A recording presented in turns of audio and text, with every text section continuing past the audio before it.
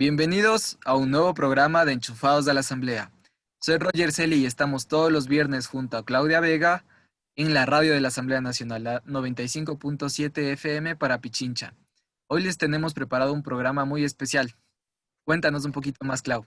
Así es. Hola Roger, hola amigos y gracias por acompañarnos en otro programa de Enchufados a la Asamblea.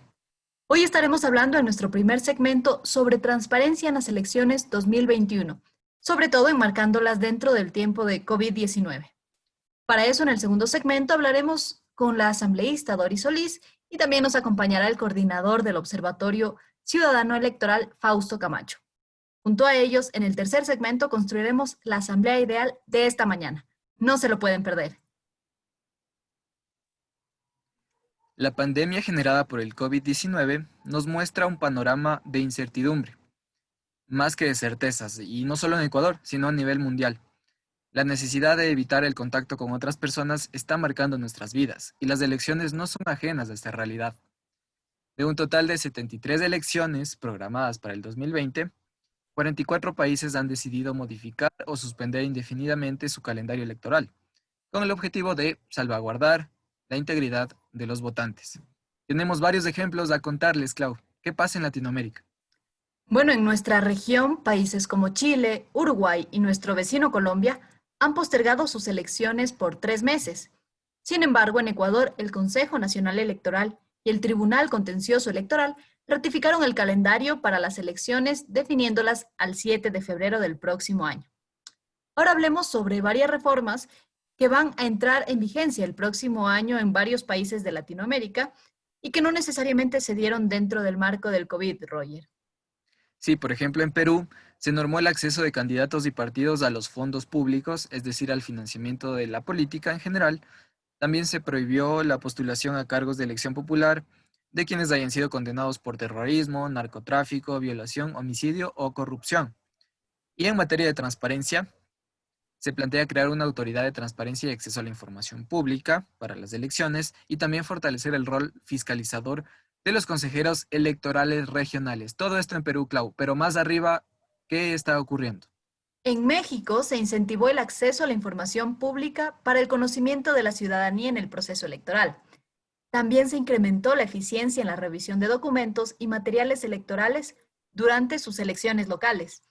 Se mejoró el proceso de conteo rápido y, por otro lado, se establecieron medidas que aumentan la transparencia en las organizaciones políticas, ya que la información relativa a estas estará a disposición de la ciudadanía en ese país. Pero, ¿qué pasa en Ecuador, Roger? Sí, nuestro país ha cambiado las reglas del juego, pero vamos a ver que no todas van a aplicar para las elecciones que se avecinan en febrero del 2021.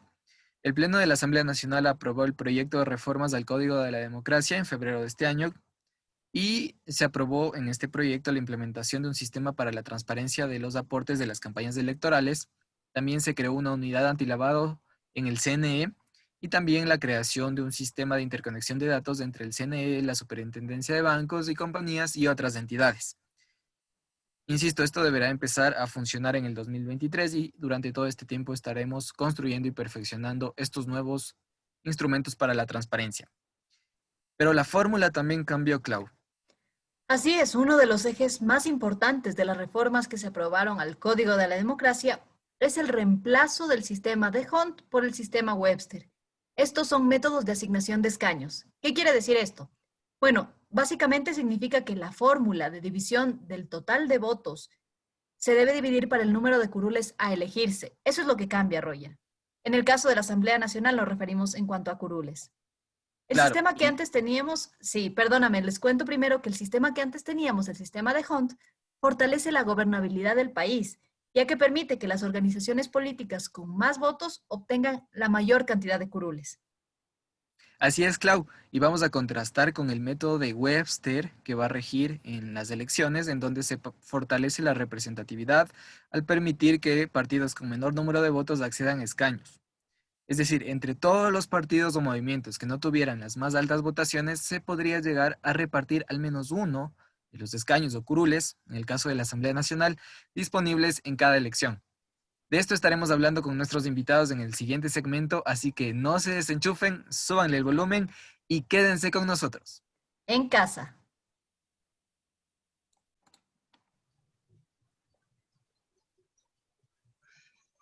Gracias por acompañarnos. Seguimos aquí en Enchufados en la Asamblea y nos acompaña en nuestra cabina virtual la asambleísta Doris Solís. Ella es socióloga, especialista y magíster en políticas públicas, género y desarrollo. También es candidata a PhD en ciencias sociales. Como socióloga, ha estado siempre vinculada a proyectos de desarrollo social y a espacios de servicio local y nacional. Además, fue concejala y vicealcaldesa de Cuenca en el periodo 2000 al 2002 y la asambleísta ha ocupado 6 carteras de Estado de forma consecutiva. Actualmente es asambleísta por Azuay. Ha presentado 6 proyectos de ley relativos a ética parlamentaria, salud, ordenamiento territorial, género, economía y producción en el contexto de la pandemia. Este último fue presentado en conjunto con otros asambleístas. Invitamos a la ciudadanía a visitar la página web de la Asamblea y la página web del Observatorio Legislativo para conocer más sobre sus proyectos. Gracias por acompañarnos, asambleísta. Bienvenida al programa de Enchufados a la Asamblea. Muchísimas gracias. También un saludo muy cordial para quienes hacen el observatorio y para la Asamblea Nacional en su área de comunicación. Bienvenida asambleísta, qué gusto tenerla por acá. Vamos a estar hablando un poquito enfocados a esta nueva normalidad. Y en cuanto a transparencia en las elecciones, podemos decir que el fondo de promoción electoral se ha reducido en un 52% para pautar en medios de comunicación en las elecciones del 2021. Sin embargo, este fondo no incluye redes sociales y atravesando una etapa en la que la comunicación se ha volcado a las campañas digitales, ¿cómo considera usted que podemos fomentar la transparencia en estas campañas en red, cuando Ecuador no tiene una normativa referente a este tema? Yo creo que su inquietud es muy importante y creo que hay que ponerla en el contexto del debate democrático, ¿no? La Constitución, que es la norma suprema que nos rige, garantiza a todos los ciudadanos y ciudadanas el poder participar en los diferentes eventos e instrumentos de la democracia, entre ellos quizá el más importante, las elecciones, pero también en muchas formas participativas. Creo que ese es el corazón, digamos, del ejercicio democrático. Un Estado democrático debe poner el poder en sus ciudadanos y ciudadanas y para ello contar con las herramientas idóneas. En esta nueva normalidad yo creo que hay un gran desafío para que las elecciones sean efectivamente transparentes, sean efectivamente llevadas adelante, permitiendo el debate de las propuestas. Eso es lo fundamental y es lo que el Consejo Nacional Electoral debe garantizar. Quiero referirme entonces, en primer lugar, al tema del fondo de promoción electoral, de campañas, digamos así, que algunos sectores lo combaten demagógicamente, diría yo, en mi criterio, señalando de que no hay que invertir, el Estado no debe invertir en las campañas, que hay muchos candidatos, que a ellos no les parece, etcétera. Y tras ese discurso, ¿qué hay que analizar? Primero, que muchas veces muchos de estos voceros políticos tienen muchos recursos para hacer sus campañas sin necesidad del apoyo del Estado, pero sería muy inequitativo para el ciudadano de una comunidad rural que con todo derecho sale de candidato, ¿con qué va a hacer su campaña? El Estado tiene que garantizar condiciones equitativas para la campaña. Segundo equívoco es que reciben esa plata los candidatos. Los candidatos no reciben ningún dinero. El Consejo Nacional Electoral de ese fondo de promoción paga el pautaje a los medios de comunicación, como ustedes bien conocen, pero es importante decirle a la ciudadanía para que el candidato A, B, C pueda exponer su programa, su propuesta, digamos, y el ciudadano pueda ser informado a través de radio, de televisión, de periodismo escrito, etcétera. Entonces, combatir el financiamiento de las campañas electorales por parte del Estado, en mi punto de vista, es absolutamente antidemocrático. Tiene que perfeccionarse, tiene que quizás hacerse mejor, pero, digamos, significa un ahorro pequeño que es incorrecto porque la democracia tiene que recibir inversión del Estado. Las instituciones que garantizan el sistema democrático deben ser financiados por el Estado. El tema de redes sociales. El tema de regulación en redes sociales y en los contenidos, yo creo que tiene dos aristas importantes. Primero, la educación de la ciudadanía. Creo que estamos ante nuevos hechos comunicacionales y culturales que requieren, como todo, una educación de la ciudadanía y me parece que en eso fundamentalmente las instancias responsables a todos los niveles debemos educar para que el ciudadano sepa discriminar contenidos falsos de contenidos verdaderos, no difundir contenidos falsos, no usar las redes para cometer delitos de odio, de ataque a otras personas a través del anonimato, etcétera. Y ahí voy al segundo punto y redondeo con lo que he querido contestar su importante pregunta, el tema de la legislación. Está existiendo ya a nivel internacional legislación que regula las redes sociales y yo creo que es correcto. Todo poder, ni se diga el poder informativo, tiene que tener regulaciones. Eso no es malo, tienen que ser las regulaciones adecuadas. Vea usted en Alemania, por ejemplo, la canciller Angela Merkel propuso un proyecto de ley que se aprobó que regula el cometimiento de delitos de odio en general en las redes sociales, odio por Ahora, política, odio por razones as- raciales, odio por razones religiosas, etcétera. Pero definitivamente las redes no pueden ser una página en blanco para atacar a las personas, para dañar su honra, para cometer este tipo de delitos. También les recuerdo que en la asambleísta, Asamblea reposa varios proyectos de ley en esta dirección que no han sido tramitados, pero que en su momento tendrán que ser debatidos. asambleísta, no quiero que se vaya del punto de las redes sociales porque, bueno, en realidad es algo que el Ecuador no ha vivido porque ahora la campaña se volcará a lo digital. Y en las reformas que se aprobaron a inicios de este año, se buscaban también desincentivos para la cantidad de candidatos. Entre ellos se aprobó que las organizaciones políticas o los candidatos devolvieran el 50% de los valores recibidos por el Estado cuando no superen un mínimo de votos en 2 elecciones consecutivas. Sin embargo, ahora nos encontramos con después del proceso de democracia interna, con 19 precandidatos de binomios presidenciales. ¿Considera usted que esta reforma ha sido suficiente para el intento de reducir las candidaturas? O quizás, en su opinión, esto fortalece la democracia, una mayor participación. No sé, ¿qué opinión le merece esto?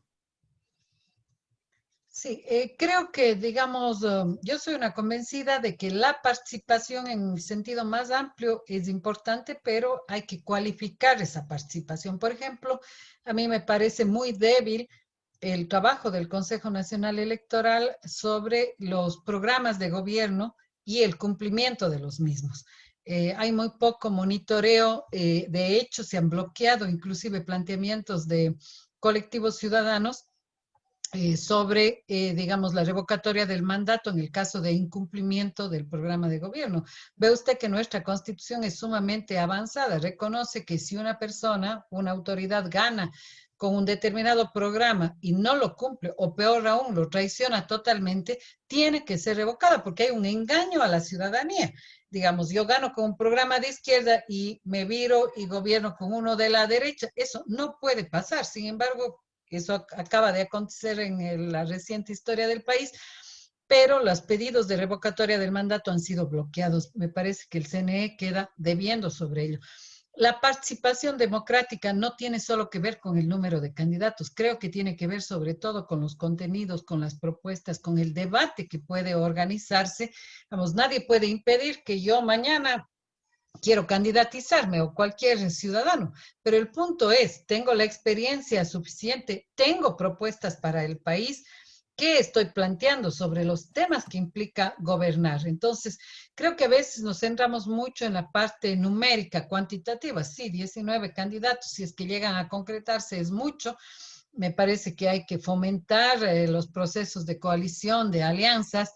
El cambio, por ejemplo, que se dio ahora del método de Hunt al método Webster no ayuda personalmente, no estoy de acuerdo. ¿Por qué? Porque el método Webster eh, dispersa, digamos así, el reparto de las curules al momento de la votación, privilegiando las minorías.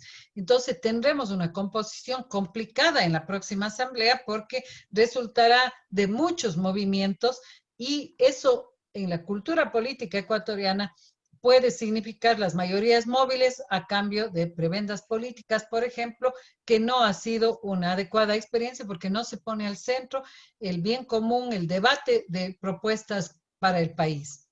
Asambleísta, ¿qué pasa con la gobernabilidad con este nuevo método? Yo creo que es mucho más difícil. Yo me inclino por, digamos, un sistema político y un sistema electoral que vaya fortaleciendo grandes tendencias mayoritarias. Digamos, la derecha tiene su opción, la izquierda tiene su opción, el centro probablemente, movimientos alternativos, pero con el método Webster usted lo que fomenta es, digamos, la proporción con un reparto hacia las minorías. Entonces, los acuerdos en el Parlamento, ustedes que siguen desde el observatorio, desde la asamblea, lo que acontece con las votaciones, con la toma de posición, se hace mucho más difícil y lamentablemente se somete a las viejas prácticas de la vieja política, que digamos son acuerdos bajo la mesa, no acuerdos transparentes, que cuando hay grandes fuerzas políticas es diferente porque permite un debate de posiciones, digamos, mucho más claro y no las mayorías móviles que han sido tan nefastas en la historia política del Ecuador. Ahora, asambleísta, en cuanto a las listas abiertas que promueven en el ciudadano un interés en conocer a sus candidatos y al contrario de las listas cerradas, que el partido es quien prioriza las candidaturas, según su consideración, esto podría conllevar una mayor responsabilidad de las organizaciones políticas en la asignación de cargos dentro de las listas. Quizá también se deba transparentar la información sobre los perfiles y los parámetros bajo los cuales se realizan los procesos de democracia interna en los partidos. Creo que esas son las grandes asignaturas pendientes en el país. Realmente no tenemos un sólido régimen de partidos y movimientos políticos, de organizaciones políticas. De hecho, yo creo que con el número de organizaciones políticas que tenemos y la falta de una depuración adecuada, hay muchísimos ciudadanos que han firmado en 2, en 3 partidos al momento de cumplir el requisito de que la organización política requiere para legalizarse. Muy pocos partidos realmente han hecho un trabajo ideológico, un trabajo de propuestas, un trabajo de formación de cuadros. Ustedes ven, y no voy a poner nombres para no crear incomodidades innecesarias, pero ustedes ven partidos que tienen gerentes propietarios, que son tiendas políticas personales prácticamente de, Los cacicazgos que se llaman. así es, de determinadas personas que quieren llegar al poder una y otra vez, pero que realmente no tienen una estructura política atrás, partidos que incluso han llevado el nombre de sus fundadores, partidos donde persisten las prácticas, digamos, de cacicazgo, como usted bien señala, carecen de escuelas de formación de cuadros, carecen de escuelas de formación de gobierno, es decir, no son verdaderas herramientas participativas de construcción de la política. Asambleísta, no hay No son relevamiento en los puramente, partidos termino la idea, políticos. son Sí. puramente herramientas electorales. Entonces, Ujú, si vamos ahora a la votación cerrada, de modo que el que gane es del partido y en la ujú. lista del partido, todos los que el partido haya puesto, yo coincido con usted, tenemos que conocer esos candidatos y candidatas, cómo fueron elegidos, cuáles son los mecanismos de democracia interna, qué trayectoria y qué propuestas tienen estas personas para apoyar al partido y cuál es realmente la posición ideológica y las propuestas de la organización política. Sí, asambleísta, Bueno, preguntaba si es que, perdón, Clau, solo una pregunta cortita. Desde su consideración y hablando un poco de los cacicazgos y de la transparencia en cuanto a los perfiles, ¿usted cree que hay relevamiento en estas elecciones? Es decir, que nuevos cuadros jóvenes, digamos, están relevando a quienes han estado por varios años ocupando la cabeza de las listas. Sí, no creo que haya una sola respuesta, depende de la organización política. Creo que hay partidos que definitivamente no renuevan, que tienen líderes viejos, viejos, no solo en sus años viejos, en sus ideas, en sus propuestas, lamentablemente, porque digamos la edad en sí no es, digamos, una garantía, pero yo le apuesto a los jóvenes, yo creo que los jóvenes deben entrar en la política, es hora de un relevo generacional. Permítame contarles un poco mi caso. Yo podía reelegirme como asambleísta de mi provincia de La Suay, creo que he hecho un trabajo importante. Sin embargo, yo estoy ya algunos años, como leía Claudia, en la vida política, en la vida pública, creo que he dado mi contingente de servicio y desde el año pasado formamos acá una escuela de formación política para mujeres, que es un poco un tema de prioridad mía. Y yo estoy muy satisfecha que la lista nuestra, por ejemplo, tanto en el ASUAI como a nivel nacional, tiene un relevo generacional muy importante, una presencia de jóvenes que se han formado en política, que traen una credencial de unas ganas enormes de servirle al país, de innovar la política, de innovar las propuestas parlamentarias en general. Eh, y esto ha sido una opción consciente, una opción, digamos, pensada precisamente desde esta arista. Creo que esto, digamos, ojalá sea una reflexión en todos los partidos y sobre todo que sean ustedes los jóvenes, hombres y mujeres, jóvenes urbanos, rurales, de las diferentes diversidades de la patria, los que vayan irrumpiendo. ¿Y por qué esto es importante? Porque lamentablemente la política se ha ensuciado tanto, el verdadero concepto de la política que viene de polis, de Es. colectivo, de servir a Asambleísta, todos, sí, que ha ahuyentado muchísimo tiempo a las nuevas generaciones, a los jóvenes, pero creo que hay un renacer, hay un despertar. sí. Esto es de saludar y esperemos que en las elecciones, digamos, realmente los jóvenes sean favorecidos en las mismas. Asambleísta, vamos a Asambleísta, estar, sí, dale, Clau, no, perdona. perdón, Roger, sí, no quiero dejar pasar la idea porque, bueno, siempre hablamos de la responsabilidad de los políticos, la responsabilidad de los partidos de promover la información, de que demuestren cuáles serán sus propuestas, de que la campaña vaya enfocada por allá, más que en mostrar una cara o quizás un eslogan o tal vez una canción pegajosa. Pero ahora también, ¿cómo podemos reemplazar o trasladar también la responsabilidad que le toca al ciudadano asambleísta? Porque hay muchas veces que varios candidatos que pueden ser responsables y transmitir sus ideas, ahora está en el ciudadano informarse correctamente para votar de una manera responsable. ¿Cómo podemos incentivar a que aquello ocurra? Bueno, hoy más que nunca yo creo que es fundamental educación digital, lo que decíamos al inicio, saber qué buscar para poder decidir el voto. Y lo que hay que buscar, y mi llamado a los ciudadanos, es las propuestas. Nosotros tenemos ahora una situación de pandemia muy dolorosa que vive el país. Bueno, veamos las propuestas que tienen los candidatos al respecto. Tenemos una situación económica muy grave que la están padeciendo todos los países del mundo por la pandemia, pero que la estamos tratando de diferente manera los países. ¿Qué ha hecho el Ecuador? ¿Cuáles son las salidas económicas? Ver qué plantean los candidatos sobre la deuda, ver qué plantean sobre los temas de desarrollo social, qué plantean sobre la seguridad social, qué plantean sobre el trabajo, qué plantean sobre el empleo joven, qué plantean sobre el desarrollo rural, qué plantean sobre la vocación productiva del país, sobre un desarrollo realmente sostenible. Es decir, son las preocupaciones que los ciudadanos debemos plantearnos. Hay una preocupación importante por el ambiente, pero el ambiente no es solo la defensa de las fuentes de agua, por ejemplo. El ambiente es qué hacemos contra la contaminación, eh, qué hacemos sobre propuestas innovativas. Debemos transitar a los autos eléctricos, a la movilidad alternativa. ¿Qué propuestas tenemos sobre al respecto? El ambiente es cuidar también y aprender a reciclar. ¿Qué leyes a favor del reciclaje inclusivo, la economía circular?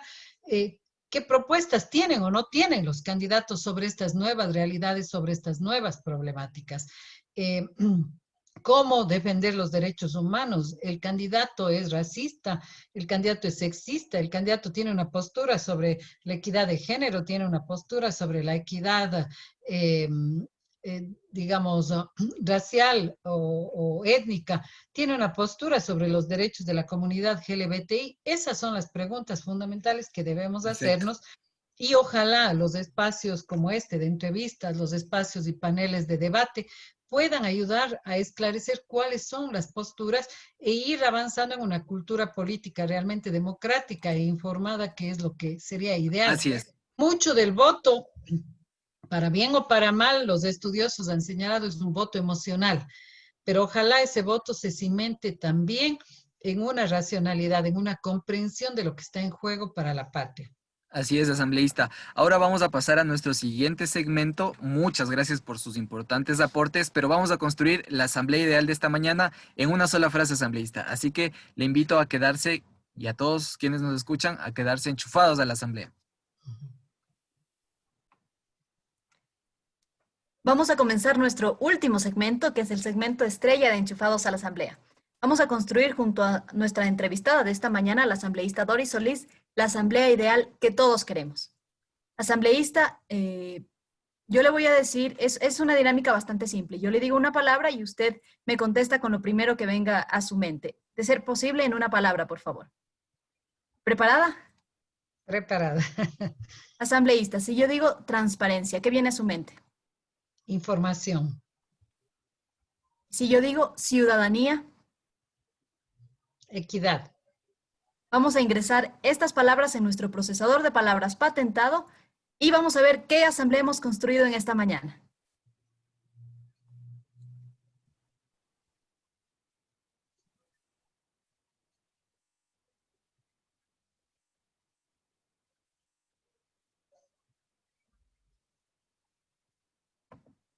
Muchas gracias a todos por escucharnos. Tenemos la asamblea ideal de esta mañana.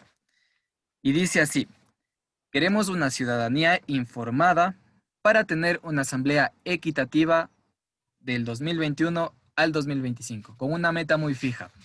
¿Cómo hacemos, asambleísta, para trabajar por una asamblea equitativa, una asamblea que cuente con diversidad y una ciudadanía informada?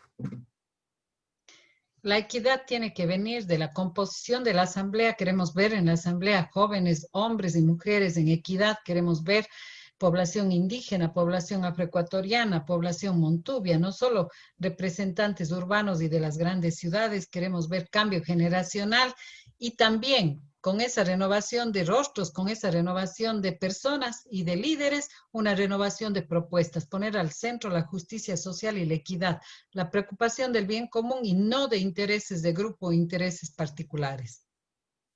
Muchas gracias, asambleísta, y a todos por escucharnos.